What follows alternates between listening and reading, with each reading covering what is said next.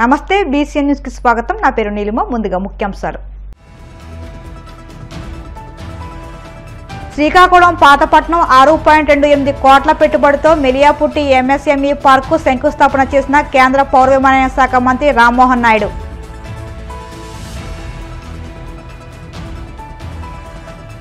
Operation Sindoor విజయవంతం కావాలని తిరుపతి జిల్లా తడ మండలం పన్నంగాడు గ్రామం ఆంజనేయ స్వామి ఆలయంలో కేంద్ర మంత్రి శ్రీనివాస వర్మ ప్రత్యేక పూజలు.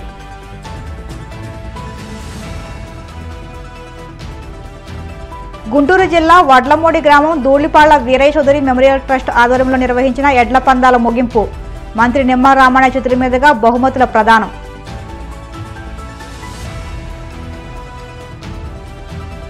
ప్రభుత్వ వైఫల్యాలను ఎండగడుతున్న సాక్షి పత్రికపైన చంద్రబాబు కక్షాదిం చర్యలకు పాల్పడుతున్నారని మండిపడ్డ వైఎస్ఆర్సీపీ అధికార ప్రతినిధి పొత్తా శివశంకర్ రెడ్డి. శ్రీకాకుళం పాతపట్నం 6.28 కోట్ల పెట్టుబడితో మెలియాపుట్టి ఎంఎస్ఎంఈ పార్క్ను కేంద్ర పౌర విమానయాన శాఖ మంత్రి రామ్మోహన్ నాయుడు శంకుస్థాపన చేశారు. ఈ సందర్భంగా కేంద్ర మంత్రి రామ్మోహన్ నాయుడు మాట్లాడుతూ ఆంధ్రప్రదేశ్ అంతటా 175 ఎంఎస్ఎంఈ పార్కులను అభివృద్ధి చేయాలనే ప్రణాళికతో భాగంగా పార్కును మంజూరు చేశామన్నారు. ఉపాధి వలసల దీర్ఘకాలిక సమస్యను పరిష్కరిస్తున్నామని తెలిపారు. వీటన్నిటినీ కూడా దాటుకుంటూ ఈ రోజు చంద్రబాబు నాయుడు గారి ఆశీర్వాదంతో ప్రతి అసెంబ్లీ నియోజకవర్గానికి ఒక ఎంఎస్ఎంఈ పార్క్ ఇస్తే అది మన మిలియాపుట్టిలో రావడం, అది కూడా హెడ్ క్వార్టర్ కి అతి సమీపంలో రావడం అనేది మన అందరికీ కూడా ఎంతో అదృష్టకరమని కూడా ఈ సందర్భంగా తెలియజేస్తున్నాను. ఎంతో మంది మన మిలియాపుట్టి మండలం నుంచి కూడా ఉద్యోగాలు వెతుక్కుంటూ ఎక్కడెక్కడో దూర ప్రాంతాల్లో పనిచేస్తున్నారు. చాలా మంది ఇలాంటి ఎంఎస్ఎంఈ పార్కుల్లోనే హైదరాబాద్ లో, చెన్నైలో ఇలాంటి పార్కుల దగ్గర పని వెతుక్కుంటూ అక్కడ పనిచేయడం జరుగుతుంది. ఇక్కడ ఎందుకు చేయలేకపోయారంటే ఇలాంటి పార్కులు చేసే అవకాశం లేకపోవడం వల్ల వాళ్ళకి స్థానికంగా కూడా ఉద్యోగాల అవకాశాలు లేక ఎంతో ఇబ్బంది పడ్డారు. కానీ ఈ రోజు మన పాతపట్నం మిలియాపుట్టి తాలూకా రూపురేఖలు మార్చే విధంగా చంద్రబాబు నాయుడు గారు మళ్ళీ మనకు ఒక ఎంఎస్ఎంఈ పార్క్ కేటాయించడం మన రాబోతున్నటువంటి యువతరానికి ఇదంతటికీ కూడా ఉపయోగపడుతుందని తెలియజేస్తున్నాను. చాలా మంది మంచి చదువులు చదువుతున్నారు, లేకపోతే స్కిల్లింగ్ ట్రైనింగ్ సంపాదిస్తున్నారు, లేకపోతే సొంత డబ్బులతోనైనా ఒక వ్యాపారం మొదలు పెడతాం, కంపెనీ మొదలు పెడతామని ఎంతో మంది ఆసక్తి చూపిస్తున్నారు. కానీ వాళ్ళందరికీ కూడా ఎక్కడ ఒక సరైన స్థలం దొరక్క చాలా ఇబ్బందులు పడుతున్నారు. కానీ ఎంఎస్ఎంఈ పార్క్ ద్వారా 63 ఎకరాలు మనం కేటాయించడం జరిగింది. అందులో మొదటి ఫేజ్ కింద 17 ఎకరాలు డెవలప్ చేయడానికి ప్రభుత్వం కూడా 6 కోట్ల రూపాయలు శాంక్షన్ చేశారు.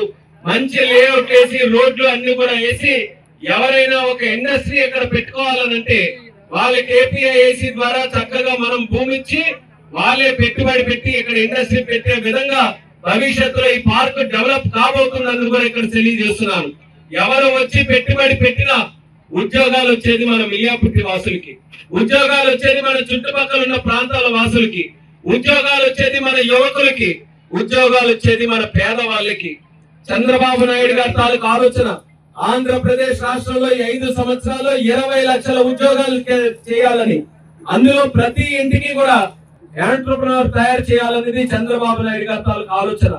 వాటన్నిటికీ అనుగుణంగా ఈ రోజు ఎంఎస్ఎంఈ పార్క్ ను మనం ఇక్కడ శంకుస్థాపన చేశాం. భవిష్యత్తులో ఇది మంచి పార్క్ కింద మంచి ఉద్యోగాలు ఇచ్చేటటువంటి ఒక పార్క్ కింద డెవలప్ చేయడానికి ప్రభుత్వం తరఫున చర్యలు తీసుకుంటున్నాం. స్థానికులు కూడా ఈ పార్క్ ని డెవలప్ చేయడానికి మీరందరూ ప్రమోట్ చేయాలి, ఇందులో మీరందరూ కూడా పాల్గొనాలి, మీ ఆశీర్వాదం అందించాలని మిలియాపుట్టి ప్రజలందరికీ కూడా ఈ సభాముఖంగా తెలియజేస్తూ, ఈ యొక్క పార్క్ చూస్తే చిన్నదిలా కనిపించవచ్చు కానీ అగ్గిపుల్లతో మొదలు పెడితే అది ఎంత మంట పెడుతుందో మనందరికీ కూడా తెలుసు. అలాగే ఈ రోజు ఒక ఉద్యమం, ఉద్యోగాల ఉద్యమం, ఉపాధి ఉద్యమం ఈ మిలియాపుట్టి ఎంఎస్ఎంఈ పార్క్ తో మనం మొదలు పెడుతున్నాం. ఇది చిన్నదిగా ఉన్నా ఇక్కడ వచ్చే ఇండస్ట్రీస్ ద్వారా రేపు ఒక మహా ఉద్యమంగా పాతపట్నం అంతా కూడా ఇక్కడ చాలా మంది పెట్టుబడులు పెట్టే విధంగా చేయాలన్నది నాది, అలాగే గోవిందరావు గారి తాలూకు ఆలోచన. ఇద్దరం కూడా కష్టపడి పనిచేస్తున్నాం. మీకు ఇచ్చిన హామీల ప్రకారం మన ఏరియాని డెవలప్ చేయాలని మా ఇద్దరికి కూడా ఉన్నది ఏంటంటే 175 నియోజకవర్గాల్లో పాతపట్నం బాగా వెనకబడి ఉంది. ఆంధ్రప్రదేశ్ రాష్ట్రంలోనే వెనకబడిపోయి ఉంది. అటువంటిది ఇక్కడ డెవలప్ చేయాలంటే ఈ రోజు ఎంత స్థాయిలో అభివృద్ధి జరగాలో ఒక్కసారి గమనించండి. కానీ ఛాలెంజ్ గా తీసుకున్నాం. పహల్గామ్ ఉగ్రవాదుల దాడికి ప్రతిచర్యగా భారత ప్రభుత్వం చేపట్టిన ఆపరేషన్ సింధూర్ విజయవంతం అవ్వాలని, పాక్ ముష్కరులను మట్టుపెట్టే శక్తి, మనోధైర్యం భారత సైనికులు ప్రసాదించాలని కోరుతూ తిరుపతి జిల్లా తడ మండలం పన్నంగాడు గ్రామంలో స్థానిక బీజేపీ నాయకులతో కలిసి కేంద్ర ఉక్కు, భారీ పరిశ్రమల శాఖ సహాయ మంత్రి భూపతిరాజు శ్రీనివాస్ వర్మ ఆంజనేయ స్వామి ఆలయంలో స్వామివారికి ప్రత్యేక పూజలు నిర్వహించారు. ఈ కార్యక్రమంలో బీజేపీ రాష్ట్ర ప్రధాన కార్యదర్శి దయాకర్ రెడ్డి, జిల్లా అధ్యక్షులు వంశీరెడ్డి తదితరులు పాల్గొన్నారు. తమిళనాడు బార్డర్లో ఉన్నటువంటి ఆంజనేయ స్వామి గుడిలో పెద్ద ఎత్తున పూజలు నిర్వహించడం జరిగింది. ఏదైతే ఆపరేషన్ సింధూర్ పేరుతో భారత ప్రభుత్వం తీసుకున్నటువంటి కార్యక్రమం ఏదైతే ఉందో అది పెద్ద ఎత్తున జయప్రదం కావాలని హనుమంతుడిని ప్రార్థించడం జరిగింది. భారతదేశం ఉగ్రవాదానికి వ్యతిరేకంగా పోరాడుతున్న దేశాల్లో భారతదేశం వేళ ప్రపంచంలో ముందు ఉందనేటువంటి విషయం మీ అందరికీ కూడా తెలుసుకుంటున్నాం. అయితే పదే పదే పాకిస్తాన్ కవ్వింపు చర్యల కారణంగా ఇటీవల కాలంలో దాదాపు 26 మంది పహల్గామ్లో చనిపోవడం అనేది దురదృష్టకరమైనటువంటి సంఘటన. అంతటితో ఆగకుండా పాకిస్తాన్ చేసినటువంటి కవ్వింపు చర్యలకు వ్యతిరేకంగా గల భారతదేశం పెద్ద ఎత్తున పాకిస్తాన్ దాడిని త్రిప్పుకొట్టేటువంటి ప్రయత్నం చేసినవే కాకుండా పాకిస్తాన్ చేస్తున్నటువంటి ప్రతి ఒక్క చర్యని కూడా ప్రతిఘటించడం జరిగింది అనేటువంటి విషయం మనందరికీ కూడా తెలుసు. భారతదేశం పెద్ద ఎత్తున సంయమనం పాటిస్తుంది ప్రతి విషయం. కానీ వేళ నాకు మిత్రుడు దయాకర్ రెడ్డి గారు చెప్పినట్టు అమాయకులైనటువంటి టూరిస్టులని టార్గెట్గా చేసుకుని ఉగ్రవాదులు చేసినటువంటి చర్య, ఉగ్రవాదులకు పెద్ద ఎత్తున సహకరిస్తూ వారికి ఆయుధాలు అందజేస్తున్నటువంటి ప్రభుత్వం పాకిస్తాన్ ప్రభుత్వం. అంటే వీటిని తిప్పుకోవడానికి చాలా పెద్ద ఎత్తులో కార్యక్రమం కొనసాగుతూ ఉంది. ఈ కార్యక్రమం విజయవంతం కావాలని మనందరూ కూడా ప్రతి ఒక్క భారతీయుడు కాంక్షించాలి, పెద్ద ఎత్తున భగవంతుని ప్రార్థించాలనేటువంటి విషయాన్ని సందర్భంగా విజ్ఞప్తి చేస్తున్నాం. ఎవరైతే పహల్గామ్ టెర్రరిస్టుల దాడిలో చనిపోయినటువంటి కావలి నివాసి ఎవరైతే ఉన్నారో వారి కుటుంబాన్ని పరామర్శించడానికి నరేంద్ర మోడీ గారి దూతలుగా వారి కుటుంబాన్ని ధైర్యంగా ఉండాలని మనోధైర్యాన్ని చెప్పడానికి మేమంతా కూడా భారతీయ జనతా పార్టీ ఆధ్వర్యంలో కార్యకర్తలంతా కూడా ఇవాళ వారి కుటుంబాన్ని కలుస్తున్నాం.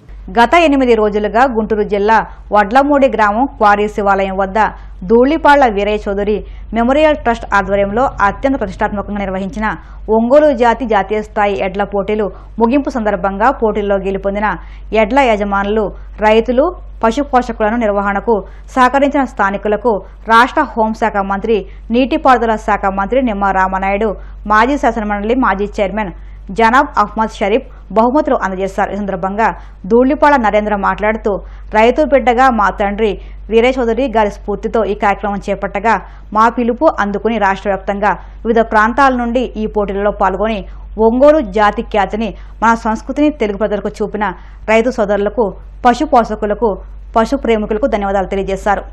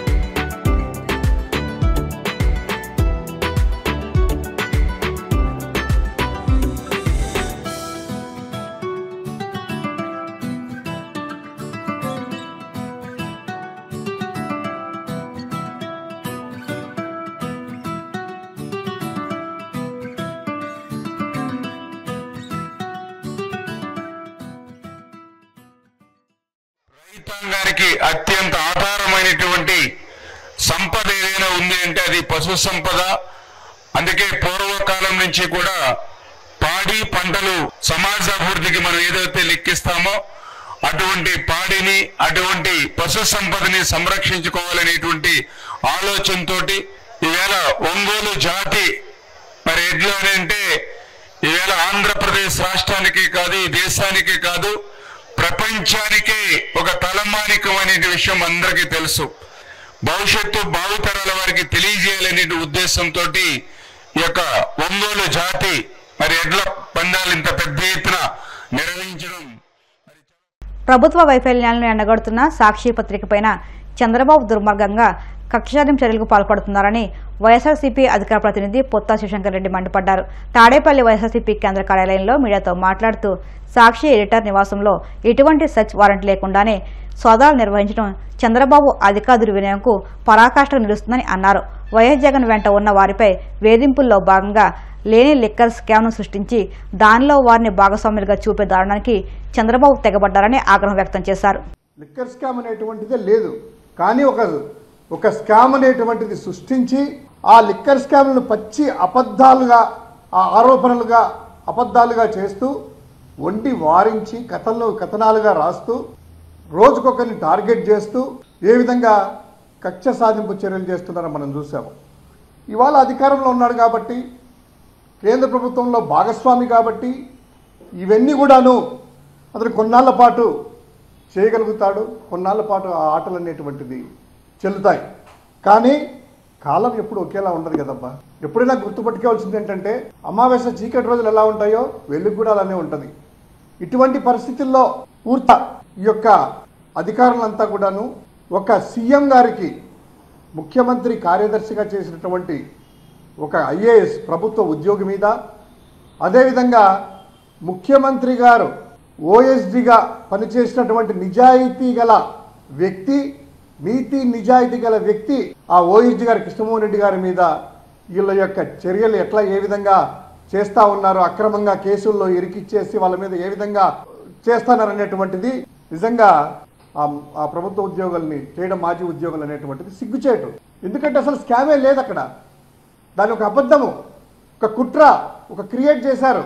అందులో వీళ్ళందరినీ కూడా భాగస్వాములుగా చేసేసి అందరినీ కూడాను పార్టీలో ఉన్నటువంటి ముఖ్య నాయకుల్ని, ముఖ్యమంత్రి జగన్మోహన్ రెడ్డి గారి చుట్టూ ఉన్నటువంటి వాళ్ళని కూడా ఏ విధంగా చెల్లా చెదురు చేద్దాం అనేటువంటి ఒక కక్ష సాధింపుతో చేస్తున్నటువంటి ఈ యొక్క పన్నాగం.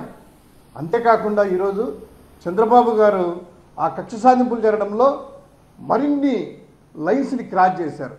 అదేంటంటే ఈరోజు భారతదేశంలోనే తెలుగు పత్రికా ప్రపంచంలో తన స్థానాన్నంటూ ఏర్పాటు చేసుకొని ప్రజల మన్ననలు పొందుతున్నటువంటి సాక్షి పత్రిక యొక్క ఎడిటర్ని ఈరోజు పోలీసులని చంద్రబాబు వాళ్ళ మీద ఉపయోగించడం, సాక్షి పత్రిక మీద ఆ ఎడిటర్ మీద ఉపయోగించడం అనేటువంటిది ఎంతగా చంద్రబాబు కక్ష సాధింపు చర్యలు తీస్తున్నాడో అర్థమవుతుంది.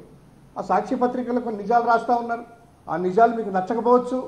ఎల్లో మీడియా చేసినట్టు భజనలు మీకు చేయరు కదా. ఎల్లో మీడియా అంటే మీరు ఇచ్చేటువంటి కాకుసులకో కక్కుర్చుబడి ఆ భజనలు చేస్తా మిమ్మల్ని పొగుడుతూ ఉంటాయి. మీరు తప్పు చేసినా కూడా ఆహో అద్భుతం అద్భుతం అని చెప్పి చేస్తూ ఉంటాయి.